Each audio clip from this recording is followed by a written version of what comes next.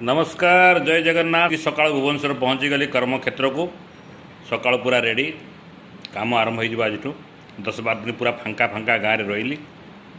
पुओ मत कही सारा जी तोर 59 क्लासेस बाकी अच्छी अक्टोबर 5 सुधा सार ठीक अच्छी आज लगी पड़ी दिन को दीटा क्लास करी मत सब कम सारार अच्छी तेणु मजा लगे मत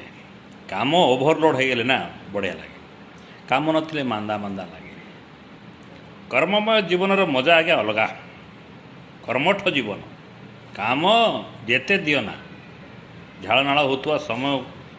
शोवाटा कमी जाऊ खाइबा टाइम टी कमी जाऊ बट काम थाऊ आ मजा अलग तेणु आपण भी देखंतु कर्म करंतु ताइरे मजा अच्छी आनंद अच्छी आपण केते लाभ केते क्षति से पछ कथा जदि काम लगी ना काम भितर आप हजि जाइछन्ति ना